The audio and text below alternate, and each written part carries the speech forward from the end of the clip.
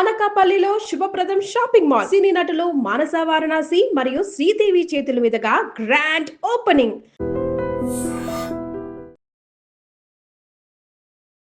Hi నమస్తే, welcome to iDream media. నేను మీ రొద్దం శ్రీనివాస్. భూమి గుండ్రంగా ఉందనేది ఎంత నిజమో, ప్రపంచంలో ఏం జరిగినా ప్రపంచ ప్రజలంతా అనుభవించేది కూడా అంతే నిజం అనిపిస్తుంది చూస్తుంటే. ఎందుకంటే యుద్ధము అమెరికా ఇరాన్ మధ్య జరుగుతుంటే దాని ఫలితాలు మాత్రం ప్రపంచం అనుభవిస్తుంది, ముఖ్యంగా మనం అనుభవిస్తున్న భారతీయులం. ఈ యుద్ధం ఆ రెండు దేశాలకు ఎంత నష్టం కలిగించిందో తెలియదు, కానీ మన భారతదేశంలో ముఖ్యంగా మన తెలుగు రాష్ట్రాల్లో పర్టికులర్గా సామాన్యుల నుంచి మధ్యతరగతి వరకు చాలామందిని జీవితాలను చిన్నాభిన్నం చేసింది. రేట్లు అఫిషియల్గా పెరిగిపోయాయి. ఇక నుంచి గ్యాసు మామూలుగా యాజ్ యూజువల్గా దొరికినా కూడా ఆ రేట్లు అయితే కిందికి వచ్చే పరిస్థితి లేదు. సో ఇదొక నష్టం, అంటే మామూలు వాళ్ళకి, మధ్యతరగతికి, దిగువ మధ్యతరగతికి. సో ఈ ప్రపంచ భౌగోళిక సమస్యలు, అమెరికా ఇరాన్ మధ్య నెలకొన్న ఉద్రిక్త వాతావరణం, దాని పర్యవసానాలు, దీంట్లో భారతదేశం పాత్ర ఏంటి, భారతదేశం ఎలా ఉండాలి ముందుకు, ఇలాంటి విషయాలను మనతో మాట్లాడడానికి geo political analyst Aditya Krishna గారు ఉన్నారు. నమస్తే ఆదిత్య గారు. నమస్తే. మనకు రక్షణ పరంగా అమెరికా అనేది చాలా ముఖ్యం భారతదేశానికి. అలాగే చమురు, చాబహార్ ఓడరేవ్, ఈ రెండింటి పరంగా ఇరాన్ కూడా చాలా ముఖ్యం. ఇప్పుడేమో ఆ రెండు దేశాల మధ్య యుద్ధం జరుగుతుంది. మనం ఇప్పటి వరకు తటస్థ వైఖరిని అనుసరిస్తూ వస్తున్నాం, ఎటు కాకుండా న్యూట్రల్గా ఉంటున్నాం. ఇది ప్రచ్ఛన్న యుద్ధం జరిగితే రేపొద్దున ఈ రెండు దేశాల మధ్య భారతదేశం యొక్క స్టాండ్ ఎలా ఉంటుంది? ఇదే ఉంటుందా, ఇంకేదైనా మారే అవకాశం ఉందా? హిస్టారికల్గా మనం చూసుకుంటే భారత్ ఎప్పుడు కూడా ఒక నాన్ అలైన్ మూవ్మెంట్ అనేది అట్లాగే మెయింటైన్ చేసింది. కానీ ఆఫ్ కోర్స్ కొంచెం డీవియేషన్స్ వచ్చాయి. నెహ్రూ టైం అయిపోయిన తర్వాత కొంచెం చిన్నగా లాల్ బహదూర్ శాస్త్రిని మరి అసాసినేట్ చేశారు, ఏమైందో. దాని తర్వాత మీరు చూస్తే కొంచెం లైట్గా మూవ్ కొంచెం కమ్యూనిస్ట్ వైపు, రష్యా వైపు వెళ్ళింది. Which is why even Nixon and యుఎస్లో ఉన్న వాళ్ళందరూ కూడా ఇందిరాగాంధీని బాగా చాలా అగ్రెసివ్గా అగేన్స్ట్గా చాలా రాస్తారు. సో కొంచెం pro communist, pro Russian stance అనేది కొంచెం తీసుకుంటూనే, కానీ ఇంకా స్టిల్ మనం కోల్డ్ వార్లో రెండు వైపులా వెళ్ళలేదు మనం. సో ఇప్పుడు ఇక్కడ రష్యా వైపు ఎందుకు వెళ్ళాలంటే జియో పొలిటికల్గా కూడా, జియో స్ట్రాటజికల్గా చూడాలన్నా కూడా యుఎస్ మన నుంచి చాలా దూరంగా ఉంటుంది, రష్యా దగ్గరగా ఉంటుంది. అండ్ అట్లాగే ఇప్పుడు ఇరాన్ విషయం చూసినా కూడా ఇప్పుడు మనకి ఇమ్మీడియట్ నేబర్ పాకిస్తాన్ అవుతుంది, దానికి అవుతున్నది ఇరాన్. సో ఇప్పుడు చాణక్య నీతి ఇది. చాణక్య నీతి ఏంటి? ఎప్పుడు మన పక్కనున్న దేశం మనకు శత్రువు అవుతుంది, దాని అవుతున్న దేశం మనకు మిత్రులు అవుతారు. అవును. సో ఇదొక ఈక్వేషన్. ఇప్పుడు ఇక్కడ మనం చూడాల్సింది ఏంటంటే, అందుకనే సో మనకి ఎనర్జీ సెక్యూరిటీ వరకు ఇరాన్ వాజ్ ఇంపార్టెంట్. యుఎస్ వల్ల మనకి ఏమి సెక్యూరిటీ అనేది ఏం జరగల. నిజం చెప్పాలంటే ఇప్పుడు ఇవాళ కూడా మనకి నార్త్ ఈస్ట్ కారిడోర్లో మనకి మాథ్యూ వ్యాన్ డైక్ అని ఇట్లాంటి వాళ్ళు సిఐఏ ఏజెంట్స్ వచ్చి సెపరేటిస్ట్ మూవ్మెంట్స్ నడిపించేది వాళ్ళందరూ యుఎస్ ఫండెడ్ వాళ్ళే.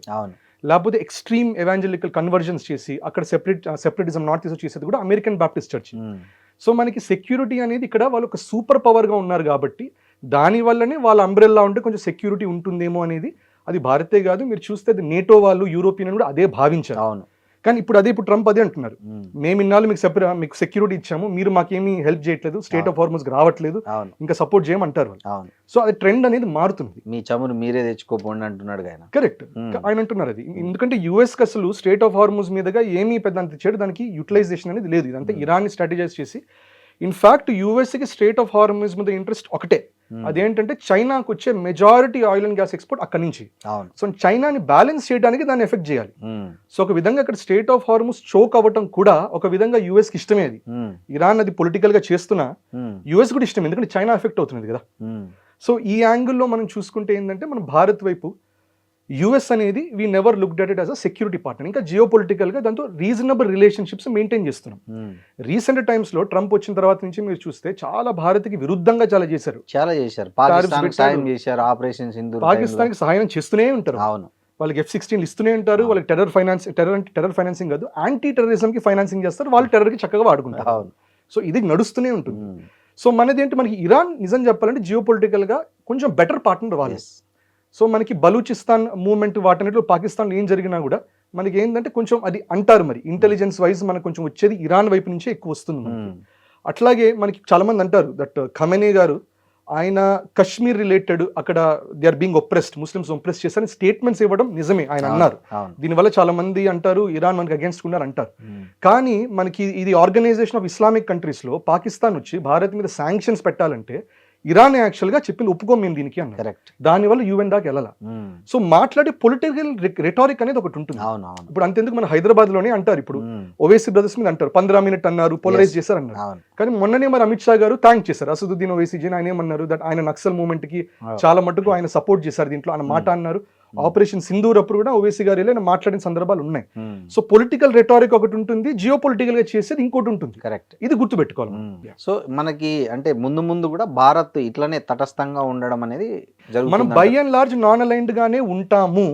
కానీ అన్ఫార్చునేట్ గా కొంచెం సింబాలిజం ఏం వెళ్ళింది. ఫిబ్రవరి మనం లాస్ట్ వీక్ లో చూస్తే మనం మోదీజీ ఇజ్రాయెల్ కి వెళ్ళేసరికి అక్కడికి వెళ్ళి మేము we're against what Hamas has done, we're with Israel అనేసరికి ఒక నరేటివ్ అనేది భారత్ లో ఏమని ఫామ్ అయింది, దట్ భారత్ కొంచెం నాన్ అలైన్ పొజిషన్ పక్కన పెట్టేసి ప్రో ఇజ్రాయెల్ స్టాన్స్ తీసుకుంటుందా అని. కానీ మళ్ళా ఇది వర్బల్ గా ఓపెన్ గా అట్లా చేసినా కూడా బ్యాక్ ఛానల్ ఇరాన్ తో మంచి రిలేషన్స్ కంటిన్యూస్ గా అవుతూనే ఉన్నాయి. ఇన్ఫాక్ట్ ఫిబ్రవరి 28th మనకి IRGC నుంచి ఒక రిక్వెస్ట్ వచ్చింది ఇండియన్ గవర్నమెంట్ కి, దట్ మావి 3 షిప్స్ మీ విశాఖపట్నం దగ్గర ఉన్నాయి, వార్ మొదలవుతున్నది, మీరు అక్కడ సేఫ్ హార్బర్ ఇవ్వండి అన్నారు. దీంట్లో 3 షిప్స్, లవాన్ ఒకటి, దేనా ఒకటి, ఇంకోటి ఐ థింక్ బుషైర్ అనుకుంటా. దీంట్లో లవాన్ ఉంది. లవాన్ ఏం చేస్తుంది, ముంబై పోర్ట్ దగ్గర సెటిల్ అయిపోయింది, సేఫ్ గా ఉంది, వాళ్ళందరూ ఇక్కడే మన దగ్గరే ఉన్నారు. ఇంకా అన్ఫార్చునేట్ గా దేనా అక్కడ దొరికిపోయింది శ్రీలంక దగ్గర, వాళ్ళు అటాక్ చేశారు. అటాక్ చేసిన విషయం బయటకు వచ్చింది. చేసి చూసారా ఎవరేమనలేదు, ఇండియా సపోర్ట్ చేయలేదు అన్నారు. But end of the day లవాన్ కి సపోర్టెడ్ కదా. సో ఆ 3 షిప్స్ కి విడివిడిగా వాటికి అవకాశం వచ్చింది, what do want to do అని. లవాన్ choose to stay. So diplomatic channel అనేది నడిచింది. అందుకని ఇవాళ కూడా ఇరాన్ ఏమంటుంది, Israel US pro US ships ఏది అలౌ చేయం strait of Hormuz, India allow చేస్తాం ఏమన్నా. సో ఇది ఎందుకంటే కానీ పబ్లిక్ గా మనం ఏం మాట్లాడలేదు కదా, మోదీజీ ఏమనలేదు కదా, హోమ్ మినిస్టర్ ఏమనలేదు కదా, ఫైనాన్స్ మినిస్టర్ ఎవరేమనలా. But end of the day back channel talks అనేది కంటిన్యూస్ గా జరుగుతూనే ఉన్నాయి. ఇంకోటండి, ఇప్పుడు మనం ఇరాన్ లో చాబహార్ ఓడరేవ్ అనేది చాలా కీలకమైన స్థావరం. సో మనం అక్కడ పెట్టుబడులు కూడా పెట్టాం భారత్ భారీగా ఇరాన్ లో. ఈ యుద్ధం నిజంగా ప్రత్యక్షంగా జరిగితే, ప్రచ్ఛన్న యుద్ధానికి దారి తీస్తే, రేపు పొద్దున ఆ ఓడరేవు ఏమైనా ధ్వంసం అయితే భారత్ పరిస్థితి ఏంటి, భారత పెట్టుబడుల పరిస్థితి ఏంటి అనేది ఒక ఆందోళనగా ఉంటుంది ముఖ్యంగా. దానికి ఏం చెప్తారు అంటే మనం? So most likely Chabahar port, దాంట్లో కూడా అది స్పెసిఫికల్ గా అదొకటి ఉంటుంది మనకి. అక్కడ ఉండే పోర్ట్స్ లో మనకి ఒక భాగం మనది దాంట్లో. సో అది మీరు చూడాలంటే, అది నిజం చెప్పాలంటే అది 70s టైం నుంచి యుఎస్ కి సపోర్టివ్ ఉండే షా టైం నుంచి అది ఉంది, ప్రపోజిషన్ ఉంది. కరెక్ట్. చాబహార్ పోర్ట్ చైనాకు అక్కడ కౌంటర్ పార్ట్ గా అక్కడ అమెరికా ఉండడం మంచిదనే వైఖరితో భారత్ కూడా దాన్ని స్ట్రాటజీ 70s లోనే వాళ్ళు ఏమన్నారంటే అమెరికన్ వాళ్ళ సపోర్ట్ తోనే, అమెరికన్ కంపెనీస్ తోనే కడతామన్నారు. అవును. దాని తర్వాత సరే ఆయన్ని బయట తీసేసిన తర్వాత ఖొమేనీ, ఇప్పుడు ఖొమేనీ వచ్చినప్పుడు ఏం చేస్తారంటే బయటకు వెళ్ళిపోయేసరికి ఆగిపోయింది. తర్వాత చిన్నగా వాళ్ళు డెవలప్ అనేది చేశారు. చేసిన తర్వాత ఇది మనకి UPA 2 అప్పుడు ప్రపోజిషన్ వచ్చింది, దట్ వై నాట్ మనము చాబహార్ని డెవలప్ చేయాలి, ఎందుకంటే గ్వదర్ పోర్ట్ పాకిస్తాన్ లో ఇది చైనా వాళ్ళు డెవలప్ చేసుకుంటున్నారు, సో మనం ఇరాన్ లో ఇది డెవలప్ చేయాలనేది. ఇన్ఫాక్ట్ ఇప్పుడే కాదు, ఇన్ఫాక్ట్ 1000 AD అంటే ఎన్నో సంవత్సరాల క్రితం. అప్పట్లో కూడా అల్బురౌని అని అతను ఉండేవారు, ఆయన రికార్డ్స్ ఉంటుంది. సో కితాబ్ అల్ ఉల్ హింద్ అని కూడా భారత్ మీద ఒకటి ఉంటుంది ఆయనకి. సో ఆయన కూడా ఏమన్నారు, అక్కడ చాబహార్ పక్కనే తీస్ అని ఒక ఏరియా ఉంటుంది. ఆయన ఏమంటారంటే ఆ స్పెసిఫికల్ ఏరియాలో ఉన్న పోర్ట్ నుండి భారత్ కి కోస్ట్ మొదలవుతుంది అన్నారు. అంటే హిస్టారికల్ గా అక్కడి నుంచి అఖండ భారత్ అని ఏమంటారు, దానికి స్టార్టింగ్ పాయింట్ ఆస్పర్ అల్బరూని. సరే ఇప్పుడు కంటెస్ట్ చేయొచ్చు కానీ అప్పుడు ఆస్పర్ అల్బరూని చాబహార్ పక్కన ఏరియా నుంచి భారత్ అనేది మొదలవుతుంది అని. సో ఇన్ఫాక్ట్ అది పాకిస్తాన్ కి బలూచిస్తాన్ దగ్గర బార్డర్, కరెక్ట్ గా బార్డర్ దేశం అది. So it is very strategical important.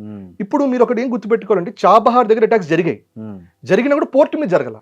అది ఎక్కడ జరిగింది, దాని దగ్గరున్న ప్రాంతాల మీద, మిలిటరీ బేసెస్ మీద, స్టోరేజ్ ఫెసిలిటీస్ మీద, కొండల మీద అక్కడ జరిగింది, పోర్ట్ చేయాల. దానిపైన ఇంకోటి ఏం గుర్తుపెట్టుకోవాలి, మనకి 2016 నుంచి మనది ఒక విధంగా యాక్టివిటీ బాగా పెరిగింది, చాలా పెట్టుబడి పెట్టాం మనం, యాక్టివిటీ పెరిగింది. దాంట్లో 2 మెయిన్ రీజన్స్. ఒకటి, ఇరాన్ తో బైలేటరల్ ట్రేడ్ ఉంది, అది ఆల్మోస్ట్ 15,000 crore రూపీస్ అంటారు.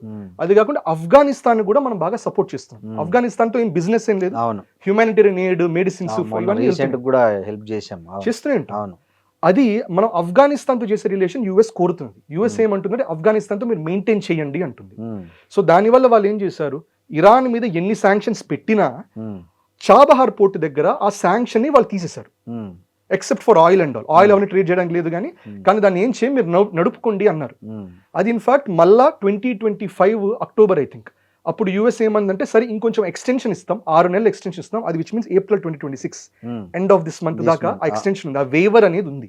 ఆ వేవర్ ఏంటంటే మీరు నడుపుకోండి మీ యాక్టివిటీస్, మేమేమి టార్గెట్ చేయము, ఏం అటాక్ చేయము, ఏం శాంక్షన్ లేదు. ఎందుకంటే ఆఫ్ఘనిస్తాన్కి ఎయిడ్ అవసరం, హ్యూమానిటేరియన్ ఎయిడ్ అవసరం, యుఎస్ ఇంట్రెస్ట్ కూడా ఉంది, దానివల్ల మీరు చెయ్యాలి అని కోరుతున్నారు. దానివల్ల రేపు రెజీమ్ ఎవరున్నా కూడా, ప్రో యుఎస్ రెజీమ్ ఉన్నా, ప్రో ఇస్లామిక్ రెజీమ్ ఉన్నా కూడా చాబహార్ పోర్ట్ అనేది భారత్కి either way it is going to stay. దాన్ని డిస్ట్రాయ్ చేసే అవకాశం మినిమల్గా ఉంటుంది. కానీ ఆఫ్ కోర్స్ అది డిస్ట్రాయ్ చేసే సిచ్యువేషన్ వచ్చినా కూడా మనకి వేరే అంటే మనకి ఇంటర్నేషనల్ నార్త్ సౌత్ కారిడోర్ ఒకటి ఉంటుంది, అది డెఫినెట్గా దెబ్బతింటుంది. అదేంటంటే మనకి ఇక్కడ గుజరాత్ నుంచి లేకపోతే మనకి ఈ మహారాష్ట్ర ముంబై సైడ్ నుంచి షిప్స్ వెళ్ళి చాబహార్ దగ్గరికి వెళ్ళి, చాబహార్ ఇరాన్ నుంచి ఆఫ్ఘనిస్తాన్కి వెళ్ళి, ఆఫ్ఘనిస్తాన్ నుంచి రష్యాకి వెళ్తుంది, సెంట్రల్ ఏషియా రూట్ ఉంది. సో మనకి అటువైపు నుంచి మనకి ఆయిల్ సప్లై వస్తుంది, అంటే ఆయిల్ అన్నా లేకపోతే ట్రేడ్ గుడ్స్ అన్న వస్తాయి. ఎప్పుడైనా అది డ్యామేజ్ అయితే మనకి ఇంకోటి స్టాండర్డ్ రూట్ ఒకటి ఉంది. ఇప్పుడు దీనికి మనం బైపాస్ చేయడానికి ఐమెక్ కారిడోర్ అనేది కూడా మనం తయారు చేసుకుంటున్నాం, which is India middle east corridor. ఆ రూట్ ఏంటి, మనకి ఇండియా నుంచి మనం యుఏఈకి వెళ్ళి, యుఏఈ నుంచి సౌదీ నుంచి ఇజ్రాయెల్ నుంచి మెడిటరేనియన్ సీ నుంచి మనకి మొత్తం యూరోప్ వస్తుంది, దాని మీదుగా వెళ్తే రష్యా కూడా వస్తుంది. సో ఐమెక్ కారిడోర్ కూడా మనకు ఉంది. ఒక స్టాండర్డ్ రూట్ అనేది, స్టాండర్డ్ రూట్ అంటే సూయజ్ కెనాల్ మీద ఆ రూట్ ఉంది. ఈ 2 రూట్స్ కాకుండా కానీ ఇదేంటి ఇట్స్ క్లోజెస్ట్ దగ్గర, అన్నిటికంటే దగ్గర. అండ్ చైనాని కౌంటరాక్ట్ చేయడానికి, ఇంకోటి బలూచిస్తాన్ మీద ఇంటెలిజెన్స్ కోసము అండ్ ఈజీ ట్రేడ్ కోసం మనం ఇది వాడుకుంటున్నాం. సో మోస్ట్ లైక్లీ అటాక్ అవ్వదు, అటాక్ అయినా కూడా వేరే రూట్స్ ఉన్నాయి, కానీ కొంచెం ఖర్చు ఎక్కువ అవుతుంది మనకి. కరెక్ట్. ఇంకోటి అండి ఆదిత్య గారు, ఇప్పుడు ఈ ఇరాను సైబర్ స్పేస్ లేక్ కూడా యుద్ధం మొదలుపెట్టింది, సైబర్ స్పేస్ లేక్ కూడా ఎంటర్ అయింది యుద్ధంలో. సో అది ఒక ఇజ్రాయెల్తో పరిమితం కాలే, దుబాయ్ వంటి గల్ఫ్ దేశాల మీదకి కూడా దాన్ని పంపుతోంది, దీన్ని డ్రోన్లను ఇట్లాంటి అటాక్స్ చేస్తుంది. ఇక్కడ కలవరపెట్టే అంశం ఏంటంటే, ముఖ్యంగా మన భారతదేశం నుంచి ఈ గల్ఫ్ కంట్రీస్లో ఆల్మోస్ట్ 80 లక్షల మంది అక్కడ వివిధ వలస వెళ్ళారు. సో ఇట్లాంటి సైబర్ దాడులు పెరిగిన నేపథ్యంలో ఆ 80 లక్షల మంది భారతీయుల భద్రత ఏంటి, వాళ్ళ భవిష్యత్తు ఏంటి, దానికి భారత ప్రభుత్వం ఏమైనా ముందస్తు ప్రణాళికలు చేస్తుందా వాళ్ళ భవిష్యత్తు కోసం, భద్రత కోసం అనేది, అది కూడా ఒక ఇంపార్టెంట్ మ్యాటర్. ఎట్లా దీన్ని ఏం చేస్తే బాగుంటుంది అంటారు వాళ్ళ భారతీయుల రక్షణ కోసం అక్కడున్న? ఇక్కడ మీరు చెప్పిన క్వశ్చన్ 2 భాగాలు ఉన్నాయి దీంట్లో, ఒకటి డ్రోన్ వార్ఫేర్, ఒకటి ఇంకోటి సైబర్ వార్ఫేర్. సో మనం వార్ అనేది తీసుకుంటే, వార్ అనేది ఎప్పుడు మిలిటరీనే కాదు, గన్స్ కత్తులు కటార్లు కాదు. వార్ అనేది మనకి ట్రేడ్ వార్స్ ఉంటాయి, ట్రేడ్ వార్స్ అంటే శాంక్షన్స్ ఏమైనా పెడతారు, టారిఫ్ వార్స్ అవన్నీ ఉంటాయి, అంటే ఫైనాన్షియల్ ఎకానమిక్ వార్ ఉంటుంది, టెక్నాలజీ వార్ ఒకటి ఉంటుంది, దాంట్లో మీరు చెప్పే సైబర్ వార్ఫేర్ వస్తుంది, అవన్నీ వస్తాయి. దాంతోపాటు మీకు మిలిటరీ వార్ఫేర్ కూడా వస్తుంది. ఇప్పుడు మీరు చెప్పే సైబర్ వార్ఫేర్లో నిజం చెప్పాలంటే దానివల్ల పాపులేషన్కి ఎటువంటి సమస్యలు రావచ్చంటే, ఇన్ఫాక్ట్ ఇంతకు ముందరే జరిగాయి ప్రాపర్ సైబర్ అటాక్స్. అంటే ఎట్లాంటివి అంటే ఆయిల్ ఫెసిలిటీస్లో, డీసాలినేషన్ ప్లాంట్స్. ఇన్ఫాక్ట్ కొంతమంది అంటారు ఇండియాలో కూడా కొన్ని సంవత్సరాల క్రితం ఎలక్ట్రిసిటీ గ్రిడ్ మొత్తం మనది ఒక రౌండ్ కొలాప్స్ అయింది, మనది కొన్ని సంవత్సరాల క్రితం UPA 2 ఎరా. అప్పుడు మొత్తం ఇండియా 2-3 డేస్ ఎలక్ట్రిసిటీ సప్లై లేదు. అది కొంతమంది అంటే సైబర్ అటాక్ అని అంటారు, కానీ సరే దానికి వేరే వేరే నరేటివ్స్ ఉంటాయి. కానీ ఒకటి కన్ఫర్మ్డ్ ఏంటంటే, మనకి ఇరాన్లో ఉన్న ఫెసిలిటీస్ లేకపోతే వేరే మిడిల్ ఈస్టర్న్ ఫెసిలిటీస్ కూడా అప్పుడు స్టక్స్ నెట్ అని ఒక అటాక్ ఉండేది, ఒక సైబర్ అటాక్ ఉండేది. స్టక్స్ నెట్ అనేది ఏం చేస్తుందంటే, అది ఆయిల్ ఫెసిలిటీస్లో వాళ్ళ సెంట్రల్ ఆ కమాండ్ స్ట్రక్చర్ ఏముంటుందో, దాంట్లో మెయిన్ సెంటర్స్ ఏముంటాయో దాన్ని ఎఫెక్ట్ చేస్తుంది. ఎఫెక్ట్ చేసేసరికి ఆ ప్లాంట్ అంతా ఎరాటిక్గా బిహేవ్ చేస్తుంది. ఇప్పుడు మిడిల్ ఈస్టర్న్ ఆయిల్లో ఏంటంటే అమెరికన్ ఆయిల్ లాగా కాదు, అక్కడ ఏంటంటే దాంట్లో హై మనకి సల్ఫర్ కంటెంట్ ఉంటుంది. సల్ఫర్ కంటెంట్ అర్థం ఏంటంటే, కొంచెం ఇటువంటి తేడాలు వచ్చినా హైడ్రోజన్ సల్ఫైడ్ గాలిలోకి రిలీజ్ అయితే మాత్రం అది within 1 minute you go unconscious, within 3 minutes you are dead. Right. So ఇట్లాంటి థ్రెట్స్ అనేవి వస్తాయి. సో మనకి సైబర్ అటాక్స్ ఇప్పుడు ఆల్రెడీ మనకి ఇప్పుడు హందాలా అని ఇరాన్లో IRGC వాళ్ళ గ్రూపే ఆల్రెడీ ఒక సైబర్ అటాక్ చేస్తూనే ఉన్నారు. మొన్న పబ్లిసైజ్ అయింది ఏదంటే, మనకి FBI director of US Kash Patel, ఆయన పర్సనల్ ఈమెయిల్ అకౌంట్స్, అది కూడా ఇజ్రాయెల్ బేస్డ్ ఏదో సర్వర్ మీద దీని మీద ఉన్నారు, అది హ్యాక్ అయింది, చాలా బయటకు వచ్చాయి. వాళ్ళు రిలీజ్ చేసింది ఏంటి, ఆయన సిగరెట్ కాలుస్తున్నట్టు, ఆయన ఎంజాయ్ చేస్తున్నట్టు, టైం పాస్ చేస్తుంది, చాలా మంది అన్నారు. అంత పెద్ద FBI డైరెక్టర్ది చేసినా కూడా ఆయనకి ఎప్స్టైన్ ఫైల్స్ అనేది దొరకలేదు, బాగా చిల్ అవుతున్నాడు కదా. చిల్ అవుతున్నటువంటి కంటెంట్ ఇరాన్ రిలీజ్ చేసింది. అదేంటంటే ఒక హెచ్చరిక. దట్ ముందు ఇప్పుడు FBI డైరెక్టర్, ఇప్పుడు మనకు కూడా తెలిసిందే, ప్రొఫెషనల్ మెయిల్స్ జరుగుతాయి, కొన్ని ఏం చేస్తాం ప్రొఫెషనల్ మెయిల్స్ లో పెట్టాము, కొన్ని పర్సనల్ కమ్యూనికేషన్స్ జరుగుతుంటాయి. ఇంకోటి మనకు తెలియాల్సింది ఏంటి, జీమెయిల్ హ్యాక్ అయిందంటే అర్థం ఏంటి, చాలా మటుకు గూగుల్ ద్వారా మీ లొకేషన్ సర్వీసెస్ కూడా తెలిసిపోతుంది, ఎక్కడ తిరుగుతున్నారు, యాక్టివిటీ ఏంటి. ఆయన అన్ఫార్చునేట్ కాష్ పటేల్వి కొన్ని ప్రాబ్లమాటిక్ సైట్స్ చూస్తున్న ఆ క్రెడెన్షియల్స్ కూడా బయటకు వచ్చాయి, ఇట్లాంటి సైట్స్ కూడా చూస్తున్నాడు అతను ఎవరికి తెలియకుండా అని చెప్పి అవన్నీ కూడా బయట పెట్టారు. ఇవన్నీ ఏంటంటే silent warnings. That Kash Patel కొట్టగలిగితే ట్రంప్ ఎంతసేపు, చేసి ఉండొచ్చు కూడా. చేసి ఉండొచ్చు. సో ఇవి జరుగుతూనే ఉంటాయి. సో సైబర్ అటాక్ మనకి రెండు వైపులు జరుగుతున్నాయి. ఇన్ఫాక్ట్ సైబర్ ఎస్పియోనాజ్ అనేది జరుగుతుంది. ఎస్పియోనాజ్ ఎందుకు చేస్తారు? ఎవరు ఎక్కడున్నారు? ఇప్పుడు ఈ వార్ మొదలవ్వక ముందరే మనకి ఇజ్రాయెల్ చేసింది ఏంటంటే టాప్ టైర్ లీడర్స్ తయారు చేసి ఎవరెవరు ఉన్నారో వాళ్ళందరిని ఐడెంటిఫై చేసి ఈ సైబర్ ద్వారానే ఎవరు ఎక్కడ ఉన్నారు, వాళ్ళ మూవ్మెంట్స్ ఏంటి ఇవన్నీ తెలుసుకొని కొన్ని లోకల్ ఇంటెలిజెన్స్, హ్యూమన్ ఇంటెలిజెన్స్ ఇవన్నీ వాడుకొని ఎక్కడున్నారో కనిపెట్టి టార్గెటెడ్ అసాసినేషన్స్ చేశారు. ఆ టాప్ లెవెల్ మొత్తం చంపేసిన తర్వాత then they went into war mode. ఇది ఎనీవే బోత్ సైడ్స్ జరుగుతుంది. సో దీనివల్ల నిజం చెప్పాలంటే ఇట్లాంటి oil infrastructure, plants, engineering infrastructure ఉన్న చోట అక్కడ లైఫ్స్కి థ్రెట్స్ ఉంటాయి. సో మోస్ట్ లైక్లీ అక్కడ ఏం చేస్తారంటే అక్కడ బేర్ మినిమల్ పీపుల్ని పెట్టి మిగతా వాళ్ళని సిటీస్కి వెళ్ళిపోండి అంటారు. ఇంకోటి ఇరాన్ డ్రోన్ వార్ఫేర్ చేసిన చాలా క్లారిటీగా ఉంది. ఇరాన్ ఏమంటున్నది, మిలిటరీ బేసెస్నే కొడతాము, లేకపోతే మీరు మా డీసాలినేషన్ ప్లాంట్ కొడితే మీరు కొడతాం. సో ఇరాన్ డీసాలినేషన్ ప్లాంట్ కొట్టారు కాబట్టి కువైట్ లోను, బహ్రెయిన్ ఆల్రెడీ అటాక్ చేశారు. మేజర్ గా ఏమి అది డిజేబుల్ అవ్వాల, కానీ కొంచెం ఇంపాక్ట్ అనేది అయ్యింది. దుబాయ్ ఎయిర్పోర్ట్ మీద కూడా చేశారు. దుబాయ్ ఎయిర్పోర్ట్ మీద కానీ మళ్ళీ అక్కడ గమనించండి, దుబాయ్ ఎయిర్పోర్ట్ జరిగినా కూడా లాస్ ఆఫ్ లైఫ్ లాగా ఎక్కువ రాలే. చాలా స్ట్రాటజికల్ గా చూసే కొడుతున్నారు unless you escalate. In fact US Israel నుంచి సివిలియన్ క్యాజువాలిటీస్ జరుగుతున్నాయి ఇరాన్ వైపు. ఇరాన్ నుంచి కొన్ని జరిగాయి. ట్రంపే ఒప్పుకున్నాడు కదా 15 మెంబర్స్ చనిపోయారు మా సైనికులని. కరెక్ట్. సో చిన్నగా మొదలవుతున్నాయి, చిన్నగా క్యాజువాలిటీస్ అనేవి మొదలవుతున్నాయి. కానీ మన క్రౌడ్కి ఏంటంటే నిజం చెప్పాలంటే గ్రౌండ్ ఫోర్సెస్ అనేది ఇరాన్ మోస్ట్ లైక్లీ వెళ్ళదు. ఇరాన్ లో ఉండే భారతవాసులకు వాళ్ళకి ఇబ్బంది ఉంటుంది. అది ఆల్రెడీ మనం చాలా మటుకు తీసుకొచ్చేసాం. మెజారిటీ రమ్మన్నాము, మిషన్స్ తో బయటికి లాగుతున్నాం. వల్ల rest of west Asian, middle east, what ever it is, దాంట్లో ఇట్లాంటి అవసరం ఉండకపోవచ్చు. కానీ బాగా ఎస్కలేట్ అయితే అప్పుడు ఇమ్మీడియట్ గా ఎవాక్యుయేట్ చేయాల్సిన కంట్రీస్ కొన్ని ఉంటాయి, యూఏ ఇవన్నీ ఉంటాయి. కానీ యూఏ కూడా మీరు గమనించండి, దుబాయ్, అబుదాబి అటాక్ అవుతుంది కానీ షార్జా అటాక్ అవ్వట్ల, అజ్మాన్ అటాక్ అవ్వట్ల, ఫుజైరా, రాసల్ ఖైమా అటాక్ అవ్వట్ల. అక్కడ కూడా వెరీ క్లియర్, అమెరికన్ ప్రెసెన్స్ ఉన్న చోట అటాక్ చేస్తాం. సో ఇవాళ కూడా ఇరాన్ నుంచి most number of drones and missile attacks more than 1500 అది యూఏ మీద జరిగింది, ఇజ్రాయెల్ మీద జరగల. ఇజ్రాయెల్ మీద 400 జరిగితే యూఏ మీద 1500 జరిగింది. అన్ని కూడా దుబాయ్, అబుదాబి. మెజారిటీ 95% ఇంటర్సెప్ట్ అయిపోయాయి. సో మోస్ట్ లైక్లీ అక్కడ ఫస్ట్ స్టెప్ ఏం చేస్తారు crowd, Dubai, Abu Dhabi hot beds నుంచి కొంచెం వెళ్ళిపోతారు, షార్జాకి వెళ్తారు, అజ్మాన్కి వెళ్తారు, దుబాయ్లోని కొంచెం సేఫర్ ఏరియాస్కి వెళ్తారు. ఇంకా ఉధృతమైన పరిస్థితి వస్తే వాళ్ళని getting them out is not very difficult. ఒమాన్కి ల్యాండ్ రూట్ ఉంది, ఒమాన్లో it's by and large safe. Oman నుంచి వీ కెన్ ఇవాక్యుయేట్. అంటే మన దేశం నుంచి దీనికి సంబంధించిన ఏదైనా ఒకటి జరుగుతుందా అనేది ఒకటి చాలా మటుకు గల్ఫ్ ఏరియాస్ చాలా మటుకు ఎవరు బిజినెస్ వాళ్ళు నడుపుకుంటున్నారండి. అక్కడ ఎంతమంది ఇండియన్స్ ఉన్నారు, ఎవరు పానిక్ గా భయపడి వచ్చేట్లా. ఇరాన్ నుంచి వచ్చారు కానీ దుబాయ్ లో బిజినెస్ యాజ్ యూజువల్ జరుగుతుంది, ఒమాన్ లో జరుగుతుంది, సౌదీలో జరుగుతుంది.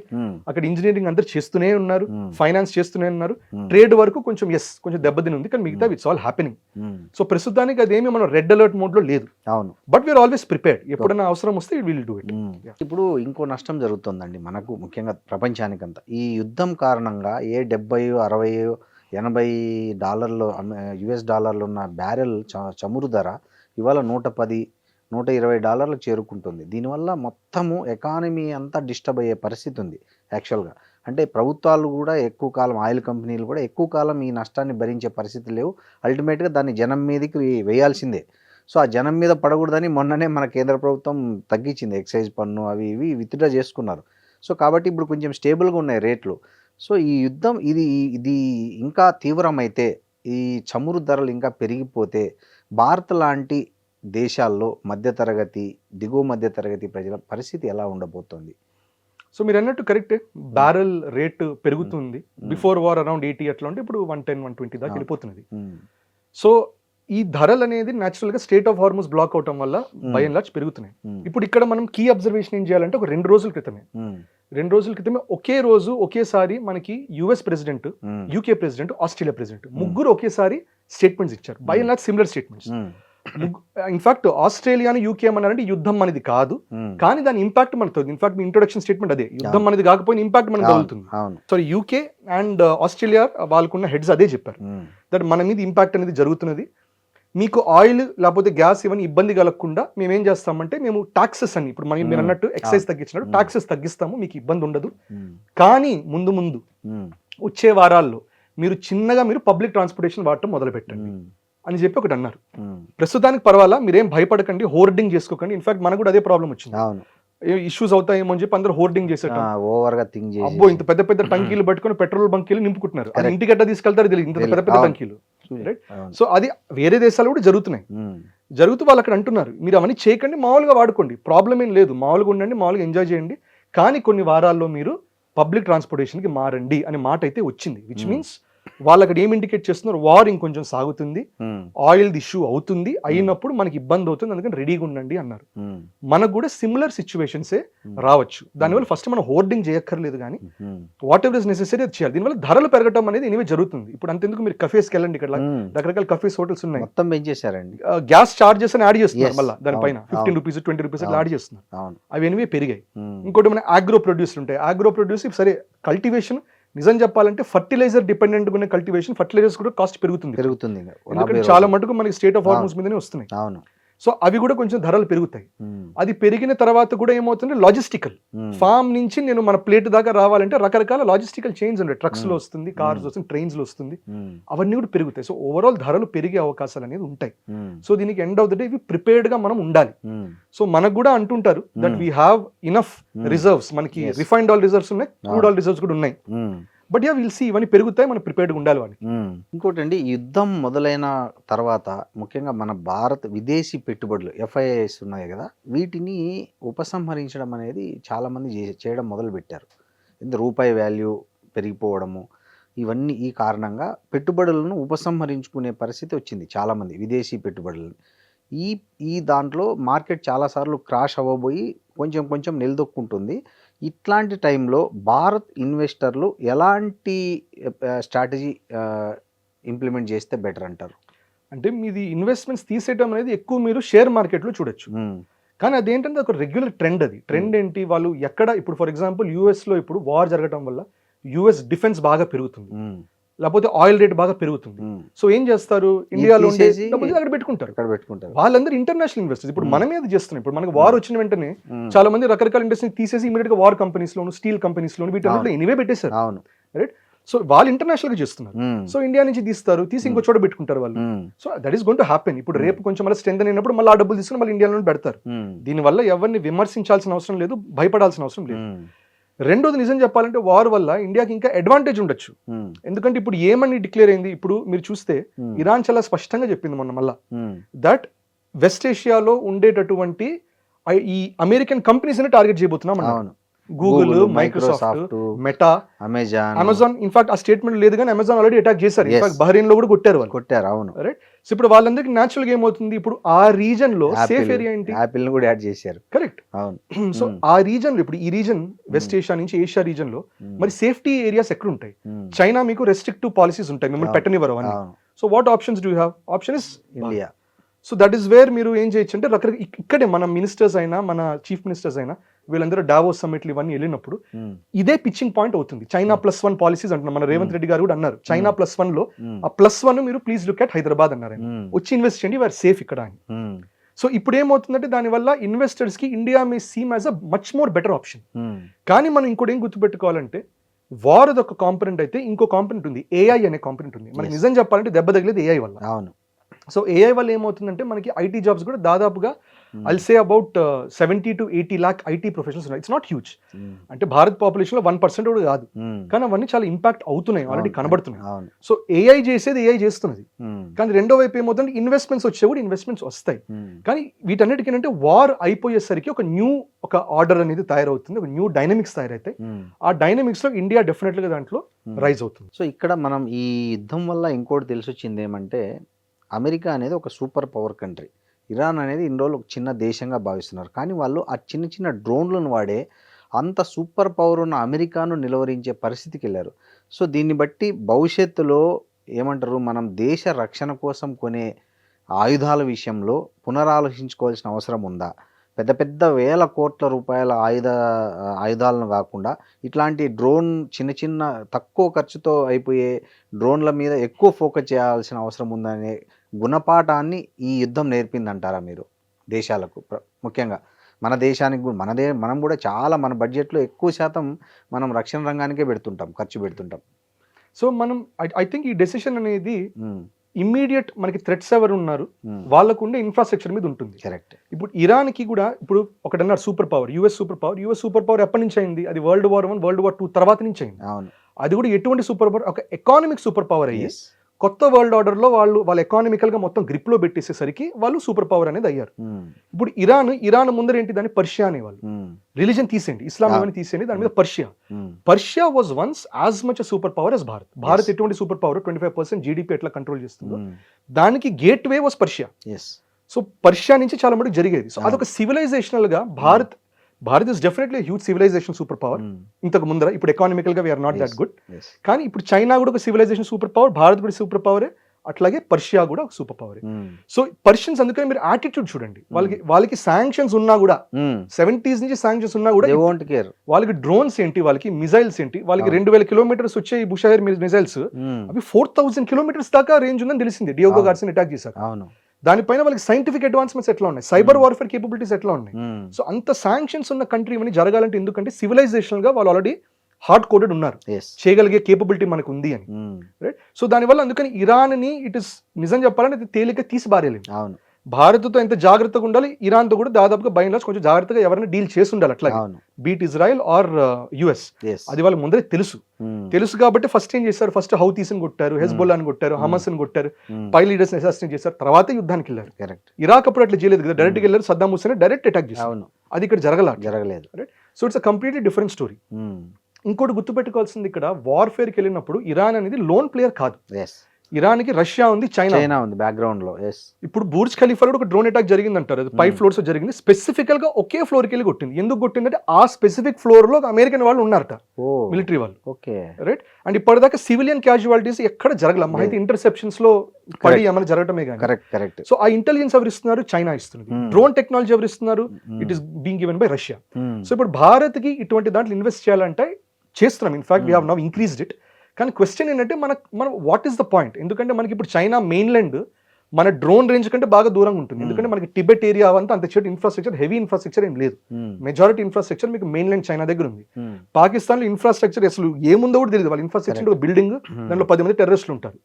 రైట్. సో డ్రోన్స్ పెట్టినా కూడా పాకిస్తాన్ ఎక్కువ ఇన్వెస్ట్ చేస్తుంది, ఎందుకంటే మన ఇన్ఫ్రాస్ట్రక్చర్ ఎక్కువ ఉంది.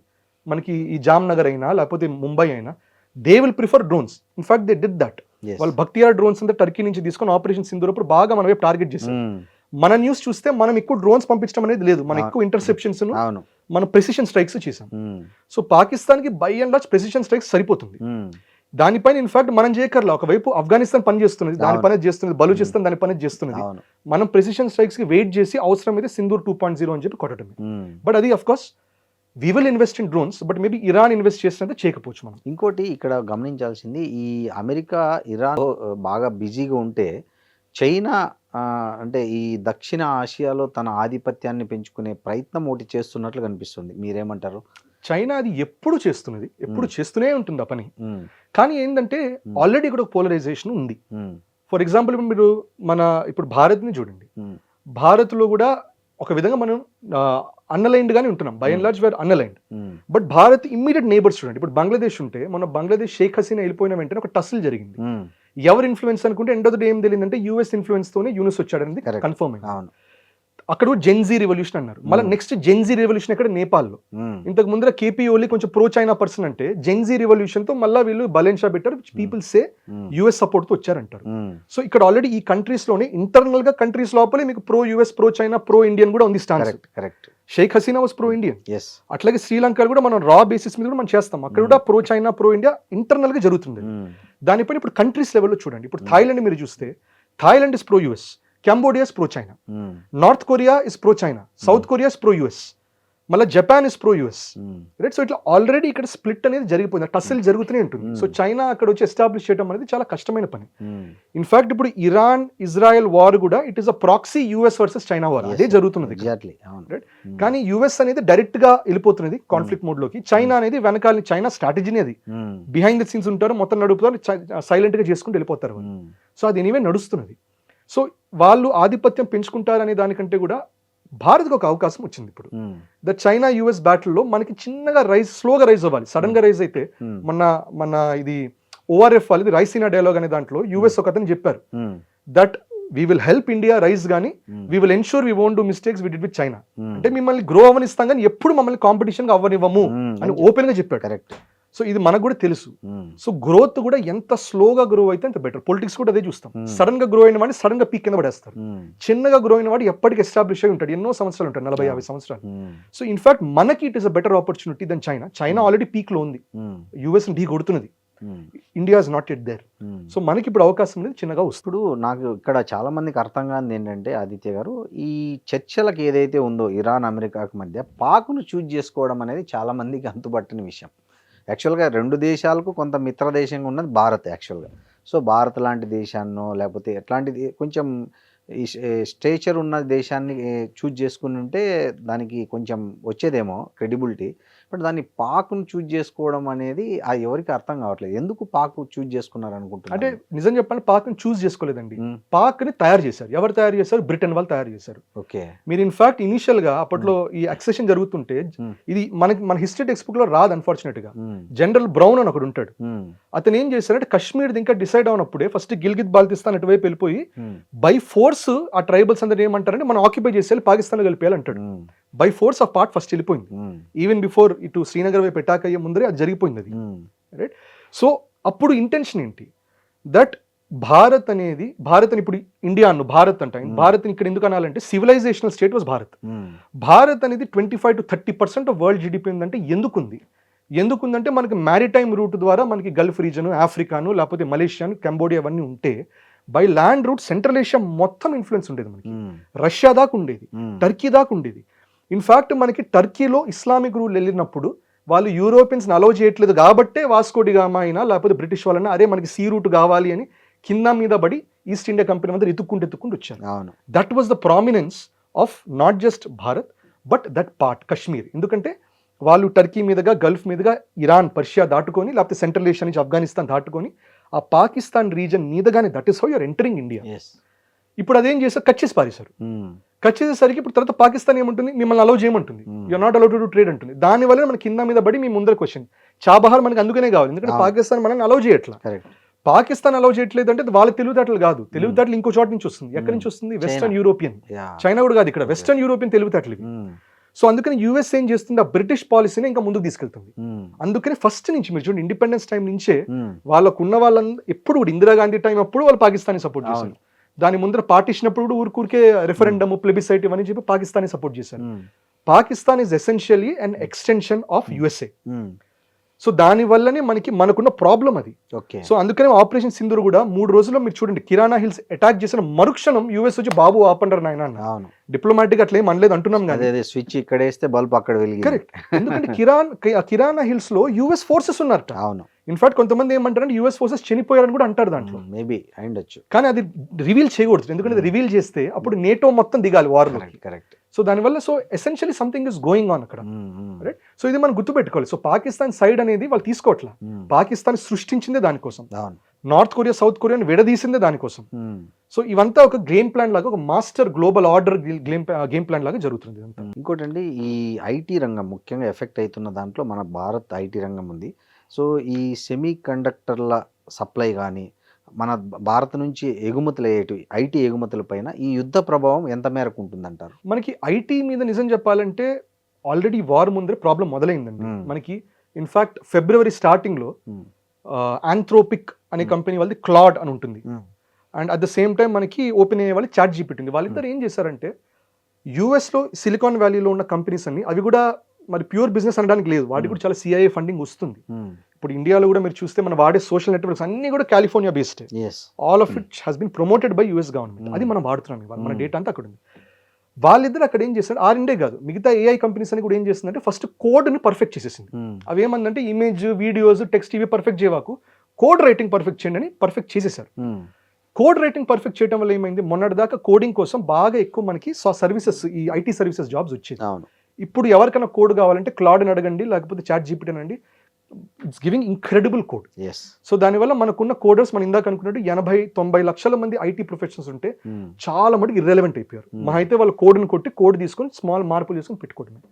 అక్కడ ఆల్రెడీ ఇంపాక్ట్ అనేది మొదలైంది. బట్ అది ఎక్కువ కూడా వరీ అవ్వాల్సిన అవసరం లేదు, ఎందుకంటే as I mentioned 80-90 lakhs of 150 crores is not even 1%. So వీళ్ళకి న్యాచురల్గా వేరే సొల్యూషన్స్ అనేవి బయటికి రావాలి. ఇప్పుడు మీరు చూస్తే మనం డిఫెన్స్ లో బాగా ఇన్వెస్ట్ చేస్తున్నాం. మనకి మొన్న బడ్జెట్ లో అన్నారు సెమీ కండక్టర్ మిషన్ మంది పెట్టాలి అన్నారు. ఇన్ఫాక్ట్ మనకి చాలా రేర్ ఎర్త్ మెటల్స్ ఎలిమెంట్స్ అంతా మనకి ఇక్కడ ఒడిషా నుంచి ఆంధ్ర మీదుగా మనకి it is going down till Tamil Nadu.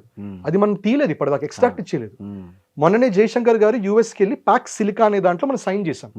So చైనాకి కౌంటర్ యాక్టింగ్ గా ఒక సెమీ కండక్టర్ ఇండస్ట్రీ మొదలు పెడదామని చెప్పారు.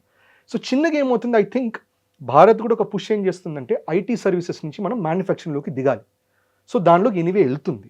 ఇప్పుడు పెద్ద పెద్ద కంపెనీస్ అనే నడుపుతున్నాయి, కానీ చాలా మంది మీరు ఎవరైనా అడగండి, మీకు తెలిసిన వాళ్ళు ఎవరైనా సాఫ్ట్వేర్ కంపెనీస్ ఉన్న వాళ్ళని అడగండి, small guys, not Infosys, TCS, చాలా మంది బిజినెస్ పెడుతుంటారు, చాలా మంది ఇబ్బందులు పడుతున్నారు. ఇప్పుడు కాదు, 1-2 years నుంచి ఇబ్బంది పడుతున్నారు. సో దానివల్ల ఐ థింక్ ఆర్డర్స్ ఆగిపోయాయి చెప్తున్నారు. కరెక్ట్. సో వార్ వల్ల డైరెక్ట్ ఇంపాక్ట్ లేదు. ఇన్ఫాక్ట్ నిజం చెప్పంటే వార్ వల్ల ఇంకా హెల్ప్ అవ్వాలి. ఎందుకంటే మనకి డాలర్ మీద రూపీ వీకెన్ అవుతున్న కొద్దీ డాలర్ వాడికి ఇండియాకి ప్రాజెక్ట్స్ ఇవ్వడం తేలికవుతుంది, తక్కువ డాలర్స్ లో పని అయిపోతుంది. కానీ I think AI is the bigger threat here then war for IT segment. Aditya గారు ఒకటి చెప్పండి, ఫైనల్ గా ఈ యుద్ధం ఎలా ముగియబోతుంది, ఎంత కాలంలో ముగియబోతుంది అనేది మీరేమైనా గెస్ చేయగలరా? అంటే నా ఫీలింగ్ ఏంటంటే ఫస్ట్ లో ఏమనుకున్నారంటే ఒక వరల్డ్ వార్ వెళ్ళిపోతుంది అన్నారు, ఎవరు ప్రెడిక్షన్స్ ఇచ్చారు, ఆస్ట్రాలజికల్ ప్రెడిక్షన్స్ ఇచ్చారు. కానీ but end of the day European Union majority ఏమన్నారు, మాకు వరల్డ్ వార్ వద్దనేసారు. మనకి ఏషియా వైపు కూడా we are not interested in world war అన్నట్టు అనేసాం. చాలా మటుకు అందరు రిస్ట్రెంట్ మెయింటైన్ చేస్తున్నారు. ఇక్కడ ఒక విధంగా ఏమవుతుందంటే న్యాచురల్గా యూఎస్కి వార్లోకి దిగింది కాబట్టి ఇప్పుడు వెనకాలకి వెళ్ళిపోతే ఇట్స్ ఆ సూపర్ పవర్ స్టేటస్ డిమినిష్ అయినట్టు, అదొక బాధ. బూట్స్ ఆన్ ద గ్రౌండ్ అక్కడ పంపిస్తే డెఫినెట్ గా చాలా మంది యూఎస్ వాళ్ళు చనిపోతారు అక్కడ. ఎందుకంటే అది ఇరాక్ లాగా ప్లెయిన్ టెరియన్ కాదు, వియత్నాం లాగా ఫార్మ్ టెరియన్ కాదు, ఇట్ ఇస్ మౌంటైనస్, ఒక ఫోర్ట్ లాంటిది. అది ఫోర్ట్ లో కట్టలేదు, ఫోర్టే, ఇరాన్ మొత్తం ఫోర్టే అది. సో అక్కడికి వెళ్తే చాలా లాస్ ఆఫ్ లైవ్స్ ఉంటాయి. సో అదొక ఇష్యూ ఉంది. దానిపైన యూరోపియన్ యూనియన్, నేటో వాళ్ళు we will not join the war అంటున్నారు. సో దీనివల్ల ఏంటంటే ఒక విధంగా కొంచెం కన్స్టెంట్ గానే వార్ అనేది ఉంటుంది. ఇన్ఫాక్ట్ డిప్లొమాటిక్ టాక్స్ అనేవి జరుగుతున్నాయి. మోస్ట్ లైక్లీ ఏమవుతుందంటే the most likely end of this is ఒక నెగోసియేషన్ అనేది రావాలి, వేర్ యూఎస్ మీద ఇరాన్ ఏమంటుందంటే టోల్ గేట్ మేము పెట్టుకుంటాము. ఎందుకంటే సూయస్ కెనాల్ మీద ఈజిప్ట్ టోల్ డబ్బులు సంపాదిస్తుంది, పనామా కెనాల్ మీద పనామా డబ్బులు సంపాదిస్తుంది. అట్లాగే కెనడాలో ఉన్న స్టేట్స్, యూఎస్ లో ఉన్న స్టేట్స్ మీద కూడా వాళ్ళు టోల్స్ పెట్టుకొని సంపాదిస్తున్నారు. ఇరాన్ ఇప్పటిదాకా చేయలే. ఇప్పుడు ఇరాన్ ఏం చేస్తున్నారు, న్యాచురల్గా మొనటైజేషన్ అనేది చేస్తుంది. సో మోస్ట్ లైక్లీ నా ఉద్దేశం ఏంటంటే ఎక్కువ కాలం నడపరు, ఎందుకంటే గ్లోబల్ ప్రెషర్ అనేది పడుతుంది. పడేసరికి ఇప్పుడు మిడ్ టర్మ్ ఎలక్షన్స్ కూడా రాబోతున్నది యూఎస్ లో. దాని వల్ల యూఎస్ మీద ఉన్న రియాక్షన్స్ తెలుస్తున్నాయి. ఇంటర్నల్ గా కూడా యూఎస్ లో బాగా అగేన్స్ట్ వెళ్తుంది. ఇన్ఫాక్ట్ ఇరాన్ ప్రెసిడెంట్ కూడా 61% అపోజ్ చేస్తున్నారు. మొన్ననే ఇరాన్ ప్రెసిడెంట్ కూడా యూఎస్ ఆడియన్స్ ని డైరెక్ట్ గా ఆయన అడ్రస్ చేశారు. We are never threat, we are not the aggressors, మాకు మీతో కాదురా బాబు ప్రాబ్లమ్, మీరే మమ్మల్ని దాడి చేస్తున్నారని చెప్పి చాలా స్పష్టంగా అన్నారు. సో దీనివల్ల ఇరాన్ కూడా డిఎస్కలేషన్ కనబడుతున్నది.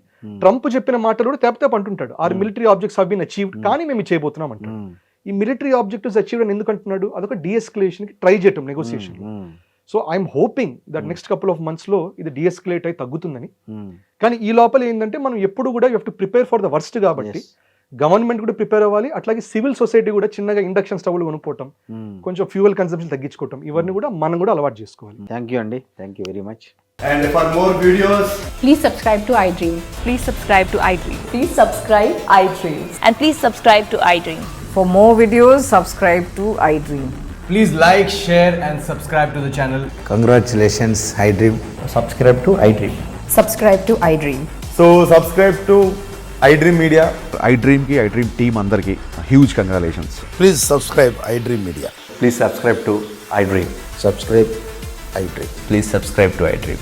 iDream అంటే నా కళల ఛానల్ సబ్స్క్రైబ్ చేసుకున్న నోరు తిరుగుతలేదు, మీరైతే గంట గుర్తు కొట్టండి. For more such videos, please subscribe to iDream.